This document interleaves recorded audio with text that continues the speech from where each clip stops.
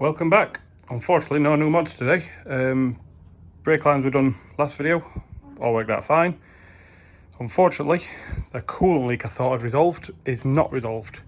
What I believe the issue is, I don't know how well you can see it, is but the water line for the turbo here, that one there, just been rubbing on the coolant hose for the heater matrix. So I'm going to do investigating. I get the battery out, coolant reservoir out, probably the air filter tube intake pipe, and see if we can get that hose off. First up, get the battery out. And to start, got these covers, just literally clip off. It's not easy with one hand, but they do just clip off.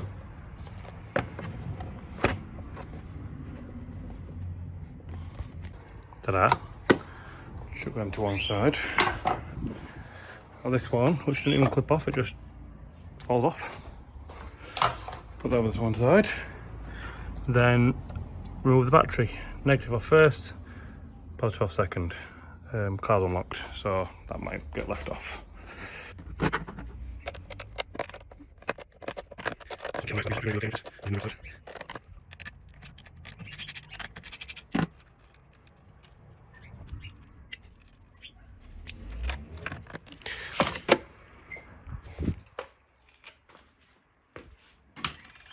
Next step, there's a fuse box on the front and a fuse box on the side that needs unclipping.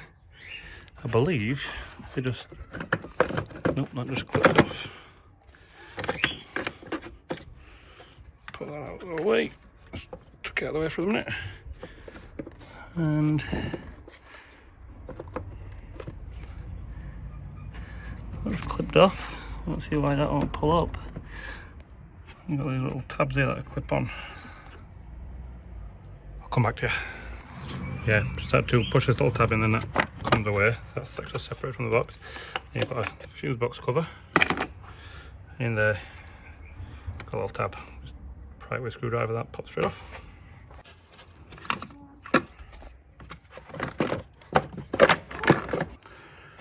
Battery box out. Next up, expansion tank.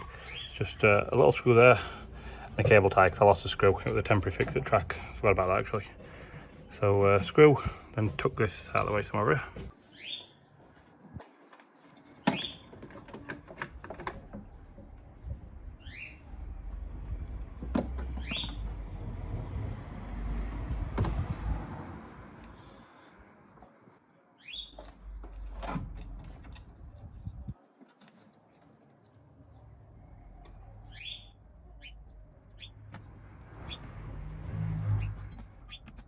Once that's loose, you've just got a little doobly clip onto the turbo to remove, and we should be able to see more.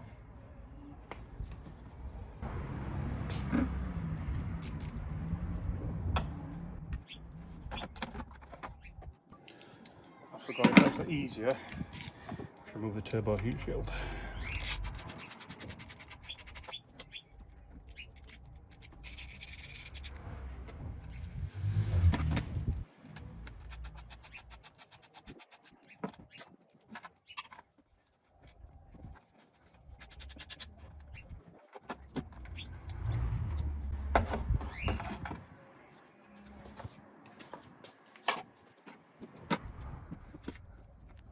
Turbo's quite hot.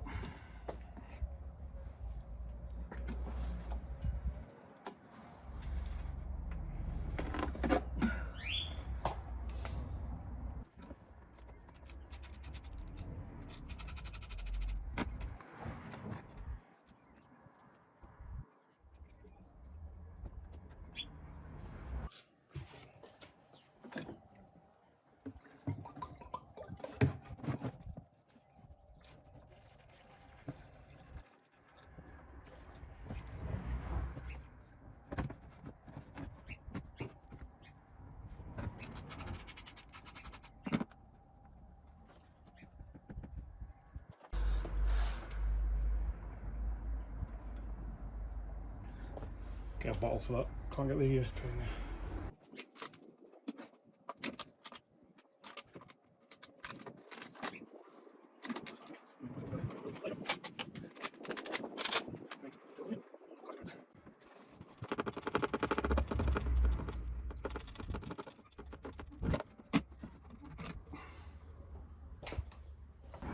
Right, so the hose we're interested in is this one.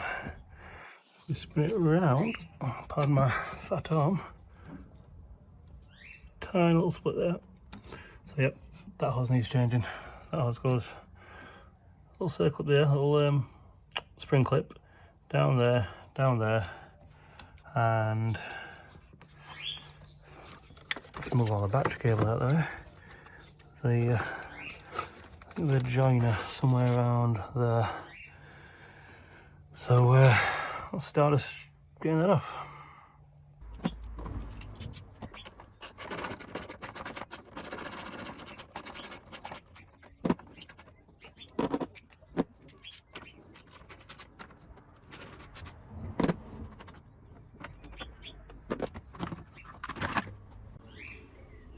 Once the hose runs down there and connects to like a little connector there, which then goes onto the turbo water pump. I'm not quite sure how easy it's going to be to replace this hose, but we can have a look.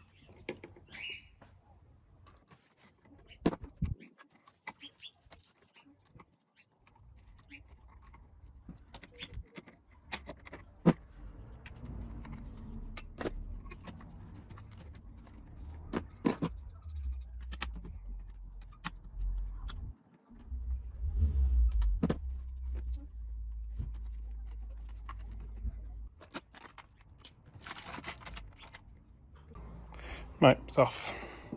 Bit of a fiddle, forgot to press record, but I just attached this barb here, went up through a bit of sheath I had to cut, and onto the turbo up there.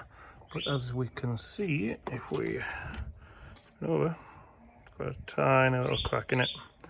When it's worn through and then pressure just bursts through. So, need to find somewhere to source one of these. Problem is you can't use a generic hose because it gets bigger here for some reason. Forge Motorsport do a kit which replaces all these lines, but it's like 300 quid. So I'm going to see what else is out there. I'd rather not replace the OEM, but it might be the only option.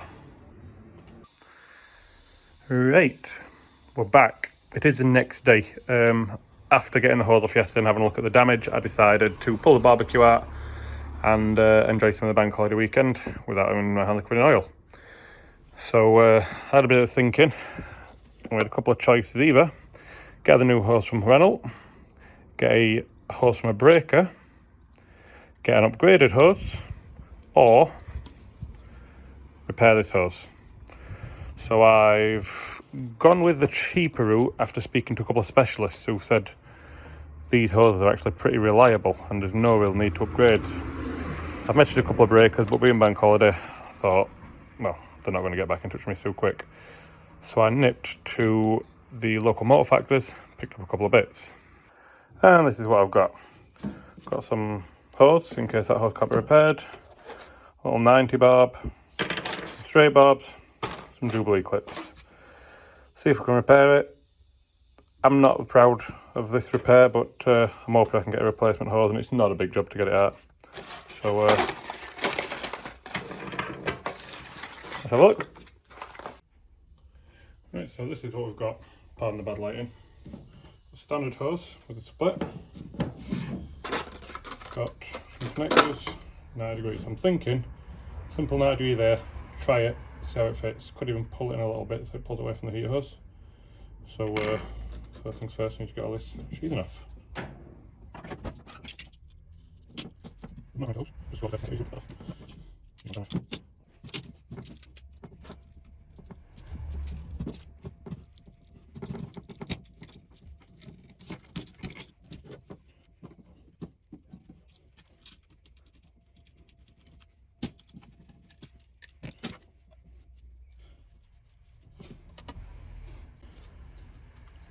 Give it a trial fit, although I don't like the angle, so we'll have a look. This is what I've ended up with. Pardon the sea of hose and vacuum hose and electrical cable, but this is the hose here. It runs under there, up there, behind the intake and onto the top of the turbo. Now if you look there, the little 90-degree T, it doesn't hit the same hose. It did. It's not onto the intake, just clears it. So I'm thinking that is going to do the job. Probably just need a little bit of protecting because the standard protection sheath comes off, so I just might electrical cable or something like that, electrical tape. Maybe a little bit more on this one up here, like a sacrificial layer. That hose is going soon. I may or may not have some AirTech goodies coming, so keep your eyes peeled for that. But yeah, I'm thinking change the spring clamps for Jubilees, just because they're a bit more serviceable, and put a bit of protection on it.